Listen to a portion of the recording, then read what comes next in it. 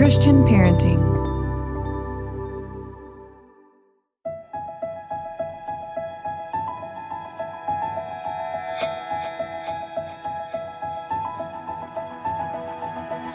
Welcome to the Living Wholehearted podcast. We are Jeff and Tara Matson, a husband and wife team who is shrinking the integrity gap in our own lives and helping others do the same.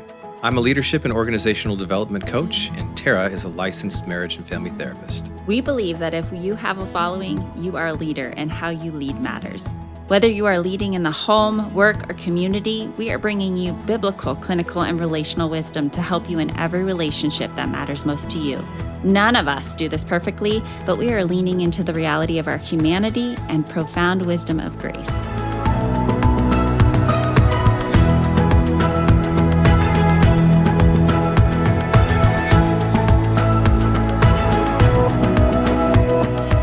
Today we're going to talk about moving through suffering and loss and finding meaning in the midst of life, the deep waters of life. So we brought along Bo Stern-Brady. She is gold in every sense of the word. I know you're going to find something that she shares with you that'll speak life into your situation, into you, who you are. And Bo is the author of Beautiful Battlefields, When Holidays Hurt, the book Ruthless. She's a writer, she's a speaker, she's also a pastor, and she's a mom, she's a stepmom, and a grandma. So she brings a wealth of life experience, passion for God and for his people. So I just am so grateful to have you with us again, Bo. Why don't you just start by telling us a little bit about where you're at in life and what God is teaching you, and then we'll dive into this conversation. Well, thank you, Tara, so much. It's really fun to be with you always. I am currently the mom to 4 and the stepmom to 6. And so we've got 10 between us, and our last name is Brady. So that's not lost on us that there's a little hiccup there. And it's so funny because my last name has a little hyphen in it, Stern-Brady. And I always think it's such a tiny little mark, but it represents so much loss and life and restoration and redemption. And so the hyphen came through a lot of suffering and through a lot of joy and through a whole process of God doing what only God can do. So I lost my first husband in 2015 to ALS, which was a really long, arduous journey, as he it just kind of debilitates you until only your eyes and brain function. And so that was a lot of taking care of him, being his full-time caregiver, and trying to pastor and trying to raise kids who were also walking through grief. And that was just a really long, difficult journey. And I emerged from it feeling exhausted and like I wanted to hide away and never risk loving anything again. Just like I've got my plate full with my kids, and I will be their guest at Christmas for the rest of my life. And maybe one of them will take me in when I'm old and cranky. And I just slowly began to open up my hands and my heart to the idea that God may want to do something with the second part of my life, that there could be not a plan B, but a part 2 of plan A. Mm-hmm. And so when that came along, it was really astounding and terrifying.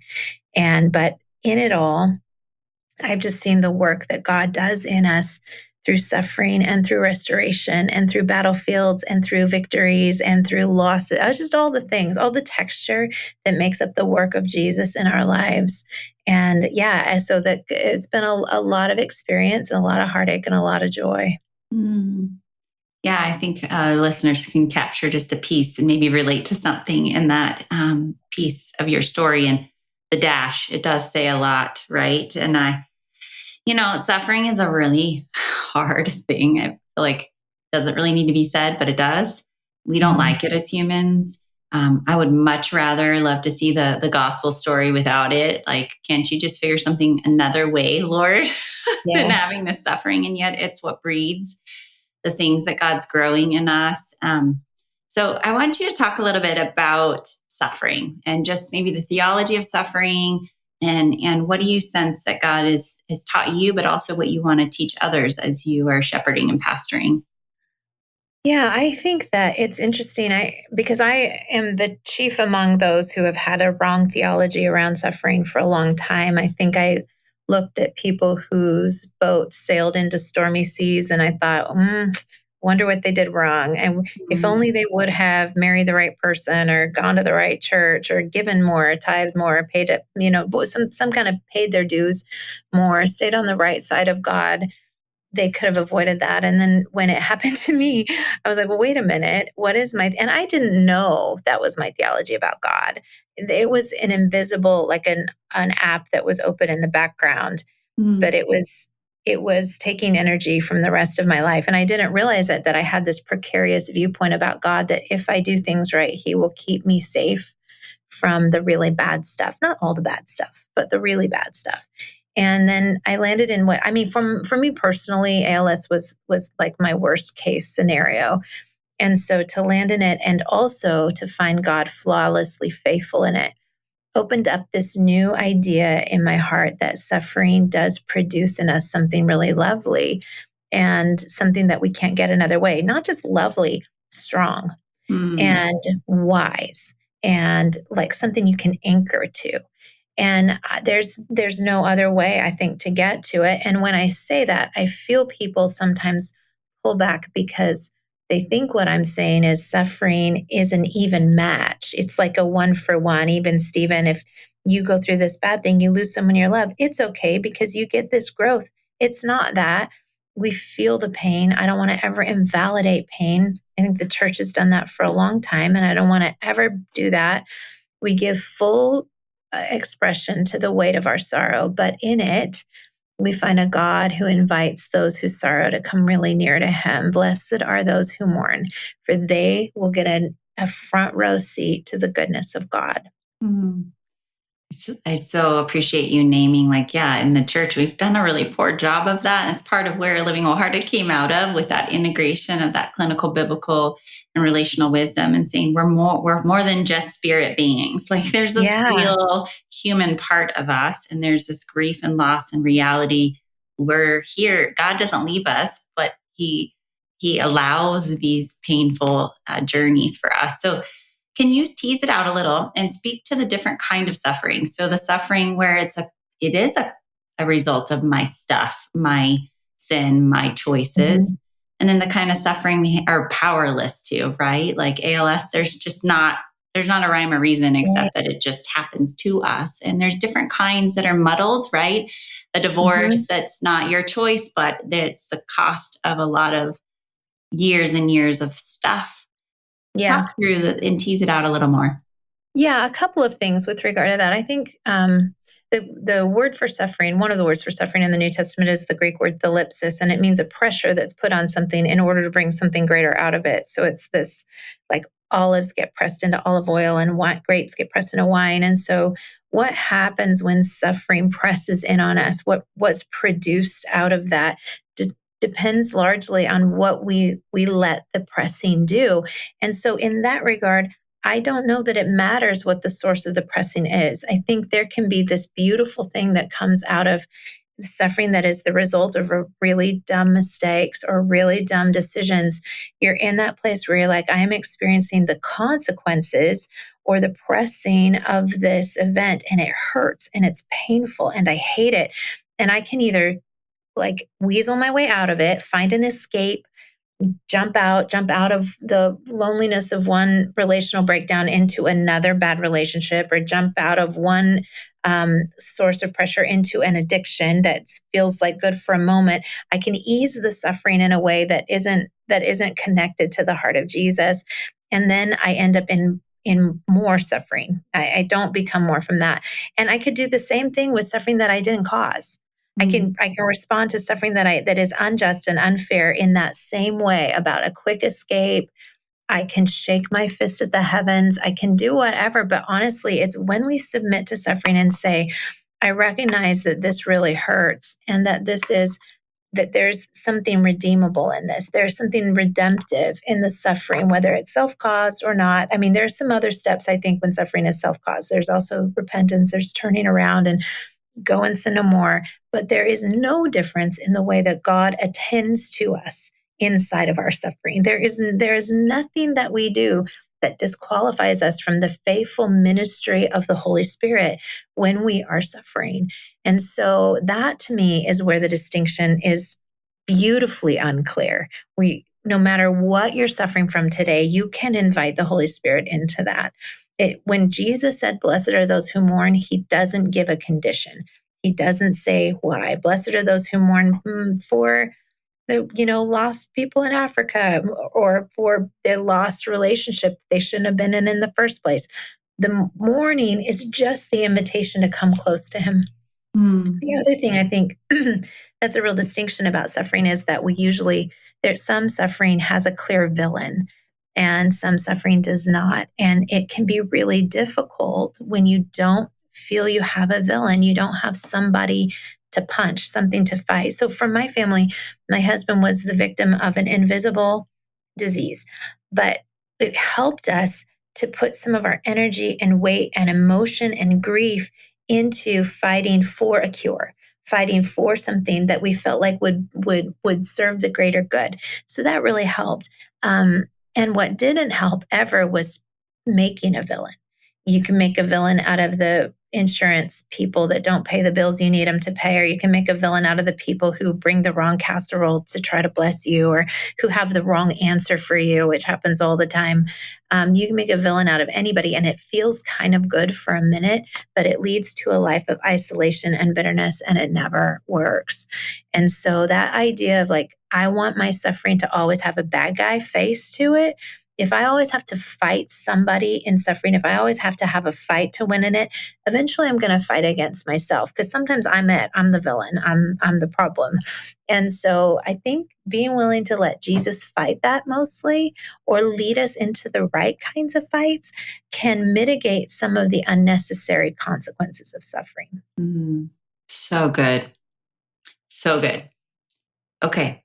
So talk practically. Speak to someone who's right in the middle. I mean, I am feisty, Bo. And so when I'm suffering, like the last thing I need is a pep talk from someone, or, there's just things. And I would say that I can admit that I probably did some of my best sinning in the midst of some of my hardest suffering. So we talk about what not to do when you're suffering and what to do when you're in the middle of the suffering. And then we'll talk about people coming alongside those who are suffering. But first, start with the person in the middle of it as you think about your story and others that you walked with. Yeah, I think what not to do, is to set up camp around an issue in your life. I am suffering, but I don't have to make that my whole home. And one of the mistakes we make is believing that suffering is exclusive to every other emotion, that no other emotion can weave its way into our lives. I don't feel any joy now. I don't see any hope. Suffering is consuming, and that's all I can focus on. And if we can see that there's a room in the house, in this home that I inhabit, that is my person, spirit, soul, and body, there's a room where I say I can grieve here, and I grieve openly, and I can scream and shout, and I can ask my questions, and I can say the words I can't say to anyone else. But that is a place where Jesus, I think I want to just welcome him into that. And this is where I'm going to do my grieving.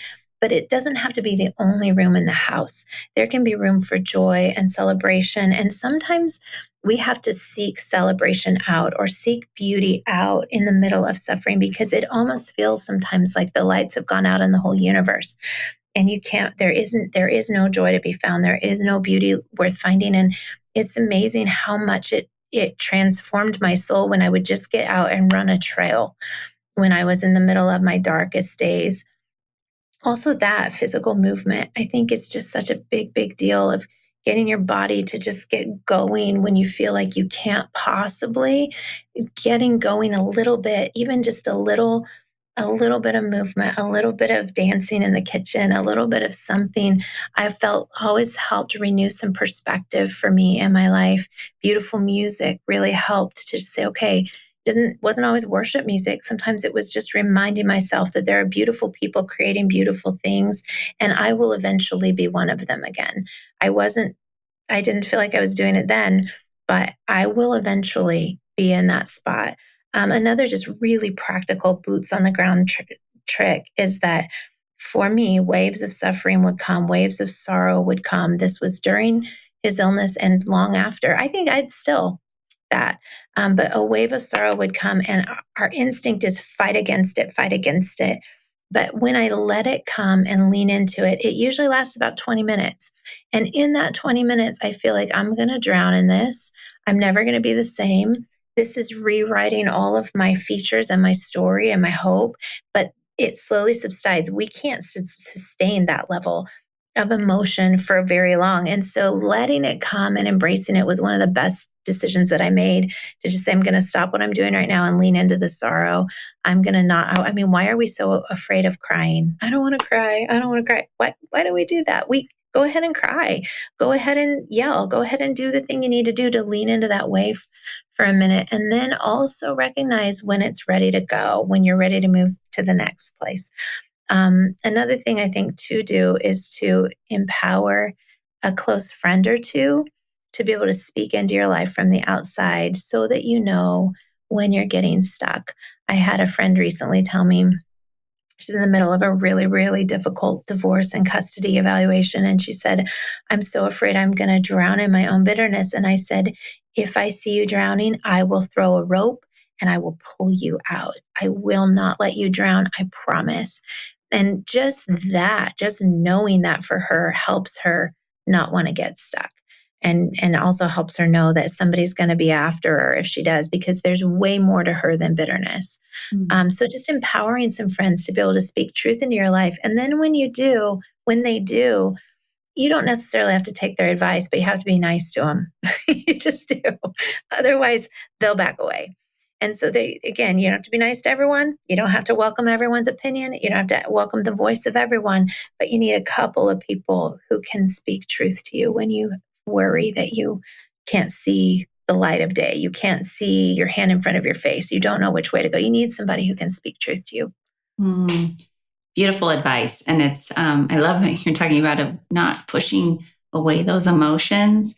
My cheesy saying that actually is grounded in neuroscience, but it's, she feels it to heal it, or you've got to feel it to heal it. And we do get scared of those feelings because we'll drown or they'll never stop. But that's actually counter what happens. It's like a wave that comes in and then a wave that goes out. And like you said, we can't sustain that level of intensity. But it is scary when you're feeling that intense emotion coming in. So I remember asking someone, can you cry to death? Can you just cry yourself to death? Because the emotion is so real and raw, and you feel like it's just going to take you over. And then you start to realize, okay, I can't do this forever. But you feel good. It's like having had a good run. You get through and you're like, I expressed it. And here I am with my puffy face and my messed up hair in my life. But I honored the loss in that. I honored the whatever it is that's being torn or has been removed from me or whatever. I at least took a minute to say, I honor the loss and I honor my own human self in trying to absorb it with grace. So good. Parenting is the greatest role in the world, and it's also the hardest. It's rewarding, challenging, heartwarming, and exhausting. Sometimes it can even be confusing. That's why Christian Parenting is hosting their 5th annual Perfectly Imperfect digital event called Every Parent Wants to Know. They have some really great friends and experts who are sharing their insights, experience, and wisdom to give you the answers to questions we're all asking. Jeff and I will be talking to you about how to raise children with healthy sexuality. Well, join us on April 14th for Every Parent Wants to Know, where we'll hear from a host of speakers on character, faith in your home, grandparenting, tough topics, and even a topic just for the parents. Each ticket is $49, and you can get access through the end of the year. We'll see you there. So you mentioned a little bit about the person coming alongside. So you saying that to your friend, that I won't let you drown in bitterness. And if I see you stuck, I'm going to throw a rope and I'm here. So that's one thing, to just be able to tell those who are walking alongside others. Is there anything else that you would say do or don't do if you are coming alongside someone who's in the midst of their suffering? Yeah, I just think we need to, at almost any cost, avoid prepackaged answers. It's a little like a spec home that a builder builds, and it's your job to just move into it, and it is what it is, and you either like it or fix it or whatever. But I don't think we need spec answers. I think understanding that people are all are very unique. And inside of us, there is this very divine mix of who God is and who we are. And so the answers don't always work. I remember people coming to me with answers like, you need to take communion every day. That's what'll do this. You need to go to this healing room in this place or this church to be prayed for, or you need to take this remedy. There were all kinds of things. Honestly, almost an absurd amount of people wanting us to do something more to get my husband healed, and then after he died, I think people had a lot of advice for me about, you need to get back on the market, or you need to never date, or you need to da-da-da. Everybody had so many ideas, and I just felt like it was just like so much noise from the cheap seats. And here I am down on the field trying to play this game and trying to do it well and trying to parent kids in the middle of it. And so that's why I was really glad that I had empowered people beforehand who saw my life and knew my life, and they could speak truth to some of the lies there. But I also just determined I'm not gonna entertain everybody's viewpoint. They don't have the relational equity with me for that.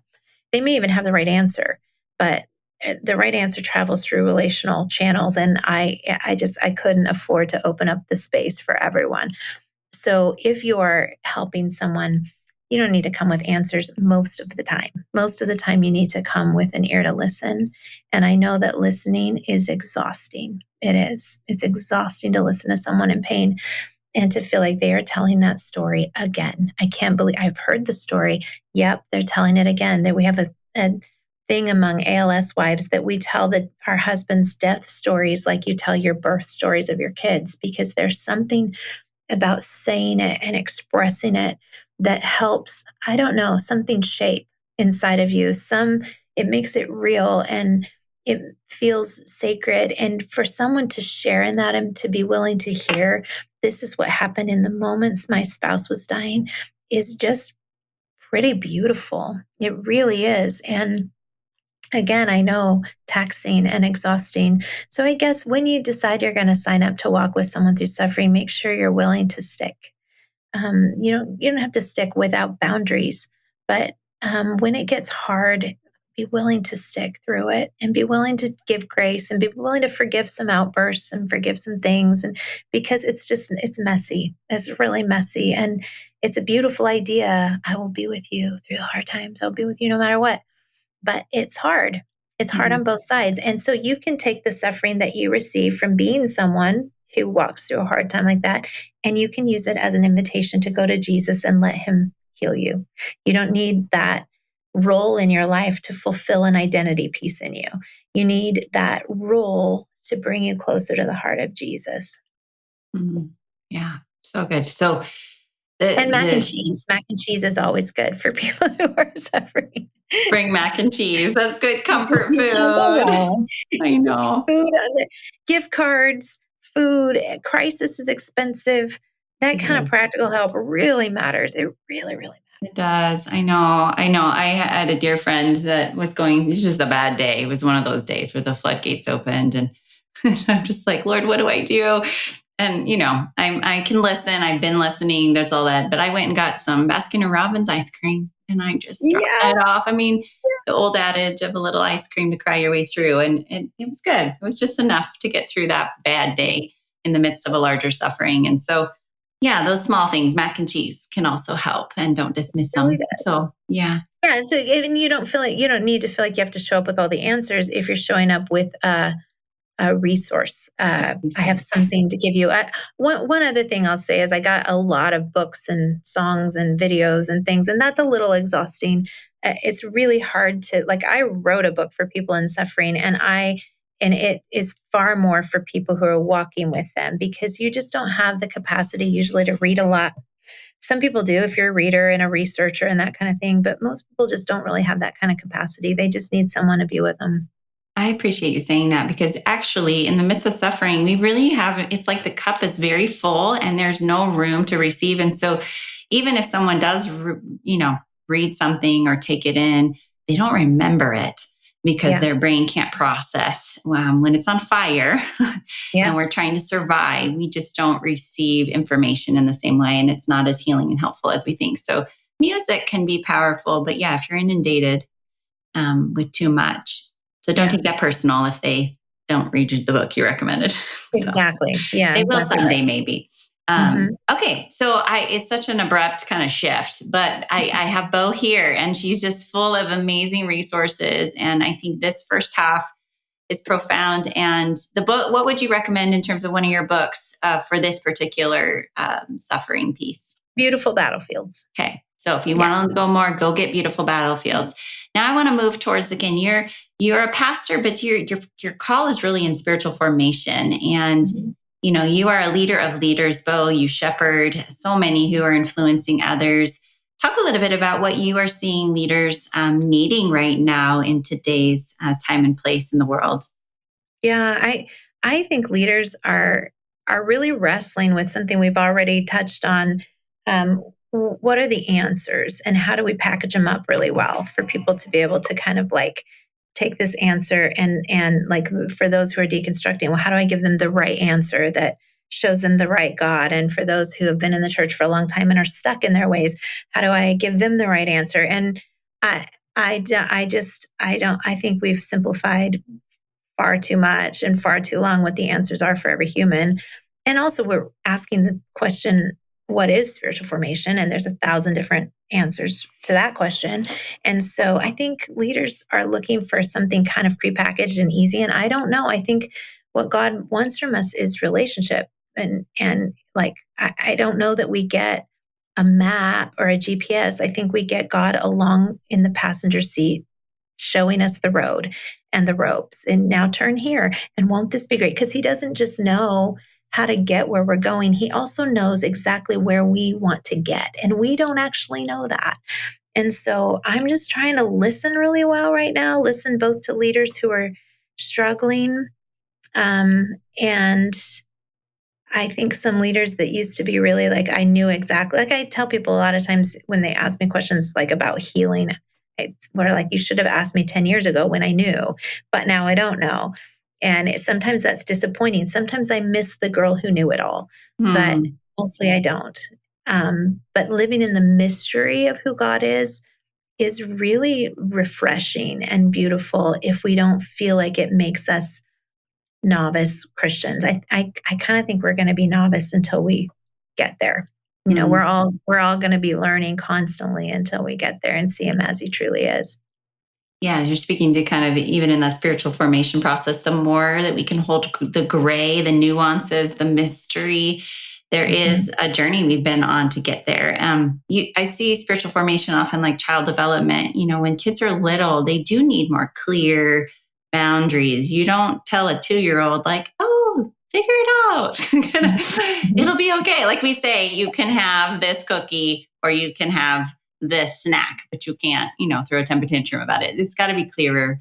And the more that we mature in our process, a lot of us get stuck and we stay in spiritual systems that like the answers and the all or nothing. And life has a way of throwing that out the door and kind of forcing the growth that you're talking to. So that mystery is hard. And yet I wouldn't expect somebody maybe earlier in their journey or maybe even younger in age to understand that some of the time. So sometimes clear answers are helpful, but the maturing process and what leaders are needing to really think about is being willing to not come with trite answers and hold people's stories, I heard, and the relationship piece, which takes time that a lot of us don't have. So talk a little bit about how you do that. Like, what does it look like when you're helping someone on that journey? Yeah, I think one of my things that I want to avoid at all costs is the homogenization of followers of Jesus, because he is unapologetically invisible. Our tendency can be to make people, when we say we want you to, grow into the image of Jesus, if we can't see the image of Jesus, or if we programize something to a point that what we end up doing is making everyone like the most visible representation we have of Jesus. So a bunch of our pastors, a bunch of our whatever, and that does disservice to the imago Dei inside of each of us. When we say my goal is to become like Jesus, but what I do is I end up becoming like the person that I think is the most like him. And so, and And there's some mentoring I love. I love all those things. It's what I do and what I love. But I don't want to make 1,000 little bows. We don't need even one more. We need everyone to be who they are. So we start with the idea that the imago Dei in you, the image of God. Some places we see it as the incorruptible seed. Is in you. It lives off the timeline. Psalm 139 says it's created in the depths of the earth before the world was created. It was created, and it's this thing that lives inside of us, and it is the good, the true, the beautiful of God written into our code. And I want to uncover that to become more like him. But in that, there's also written my code, who I am. He wove me together. And then we see that then he knits me together in my mother's womb, body, all the other things that have desires and dreams and emotions and all those things. And then surrounding my body is the world, culture, war, famine, issues, justice, all those things. And then surrounding that is a kingdom of powers and principalities. And most of the things outside this incorruptible seed inside of us are sort of at war to cover over the imago Dei, to keep it covered and shut up tight, and to keep us living out of this place where we're always having to figure out how we can live at home in our own life. And so we put out false images of ourselves. We perform, we build this false front that people can't see the real us. And then we wonder, why do I feel so alone in this? There's all of these things that come from the what's surrounding us. But then when we start to access this imago Dei, I have this vision of like God sitting and painting this masterpiece, and it's beautiful. And when you back up, you see that it's actually a puzzle piece. And the puzzle piece that he's painted in me, like Ephesians 2:10, we are his workmanship or his artistry. The thing that he's painted in me fits into the whole. So I think I told you recently, my dog ate one of my puzzle pieces. I was putting a puzzle together as 1,000 pieces. I was exhausted by it, and I dropped a piece and my dog ate it. And I immediately, without even thinking, just put the whole puzzle back in the box and threw it away, because it wasn't about, I still have 999 pieces. It's about completion. And so when that happened to me, I thought, makes sense to me. The parable of the shepherd who leaves the 99 to find the one. It's not that he needs one more sheep. It's that sheep contains a piece of his image that no other sheep contains. And the picture is not complete without that piece. And so that's where I start in spiritual formation with anyone, is you own a piece of the image of God, and the picture is not complete without what you bring. And I believe that includes your likes and your dislikes and your heart and your love of good coffee and your love of Spain and your desire to feed orphans. And I mean, it contains you and not just God. It's that part of God that is good and true and beautiful. And so these things that we've put as like, this is almost antithetical to my life. I have these little video I watch of these people who dance really well. And I opened it one day just before I did my devotions, and I got caught doing that instead of doing my devotions. And I felt really like guilty about it. And I felt the Holy Spirit just say, I like it too. I'm fun too. I'm a good dancer too. And so I was like, no, this is part of God in me. And I want to not try to separate these things, the things I love and the things I feel are not just, and the things I feel passionate about, like fill in the blank. The world would be better if there were no, and that probably will lead you to part of the imago Dei in your life. And so I just want people to understand this piece of you that no one else can bring to the picture. And if we put all those pictures together, it would just be a self-portrait of our big, beautiful, incredible God. So I bring something of his nature and his love that somebody else can't do, and they bring something that I can't do. And I think that's the most beautiful thing. And so spiritual formation is simply uncovering, getting rid of, identifying and getting rid of the things that cover over the things that make us who we are. That's what I think it is. And we use Bible reading and prayer and devotions and dreaming and imagery and meditation and the full arsenal of what God has given us, we use to become our truest selves. But sometimes we create it like what we want to do is become people who check the boxes with all these spiritual disciplines. But these spiritual disciplines are for a powerful purpose. And if we don't identify the purpose, we become the kinds of people who read our Bible, but not the kinds of people who live in true freedom and who they were meant to be. Well said, Bo. Okay, so if somebody is like, oh, that spoke right to them, where would you suggest they go or do, or resource you provided for just a next step, knowing this is a journey, a process, but what's next?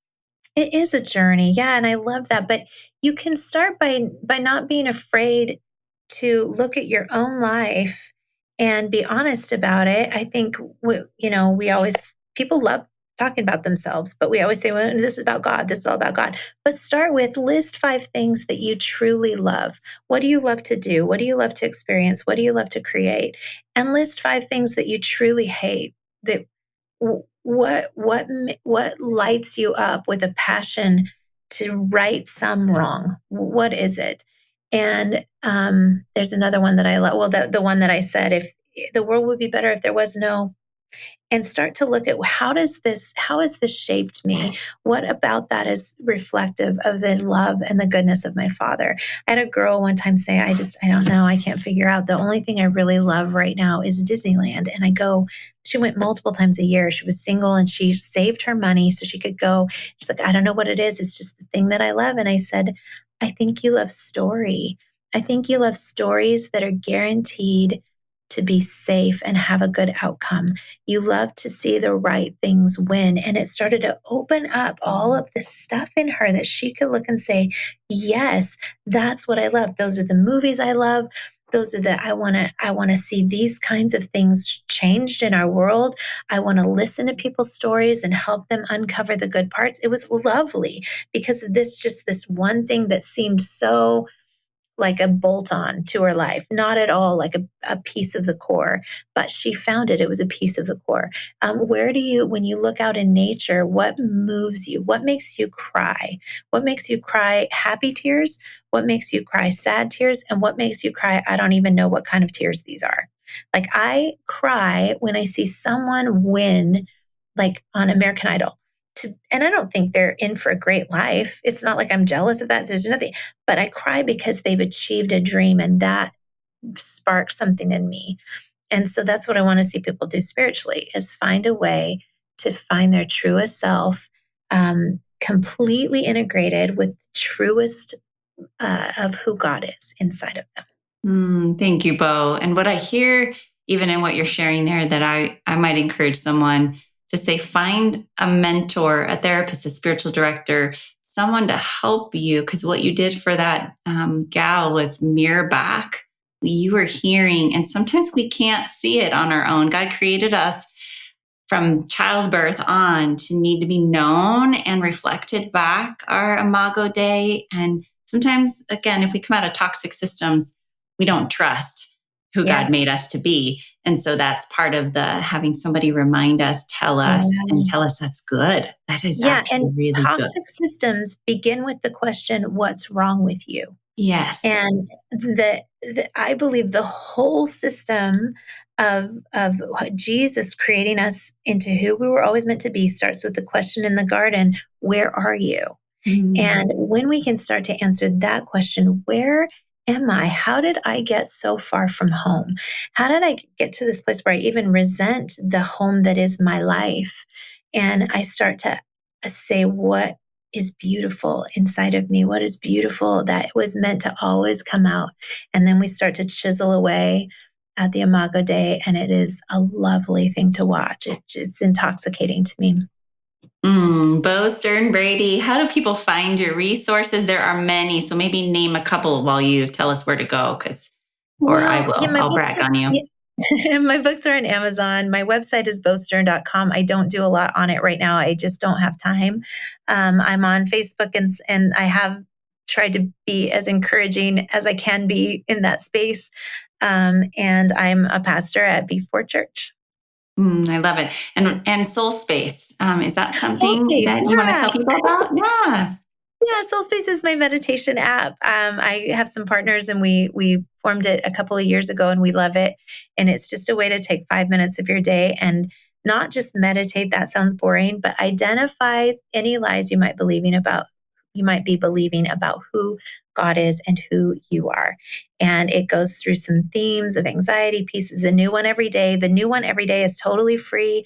There is a paid portion of it, but the free portion is really robust. So you can just do that for free. It's soulspace.co. Okay, that's it. And it'll be in the show notes. So if you missed all that, you can go right there. But Bo Stern-Brady, thank you for being with us today. Thank you, Tara. It was so fun to be with you. Oh, I love it. And you know what? You want more resources on all these pieces, whether you're in a season of suffering and you need a guide, or you're in a season of trying to find that imago Dei and what are you? Where are you? We've got our executive coaches that come alongside on that piece, and counselors who are helping you in the midst of suffering. And all of what we do is trauma informed. We understand the whole mind, body, heart, and soul at Living Wholehearted. And then I just need to put a reminder in here is this is what we're doing with Courageous Girls, is we're coming alongside our daughters and helping them understand the imago Dei in them, what God has made them for, and also helping them build a healthy theology around suffering and learning how to move through those emotions and to come to others and to let others care for them, but most of all to trust the Lord, that God is good even in the midst of this hard life sometimes. And there is beauty even in the battlefield. So thank you, Bo. And if you want to pass this on to someone, this is a great episode to remind others that we're here at Living Wholehearted Podcast, and leave a review.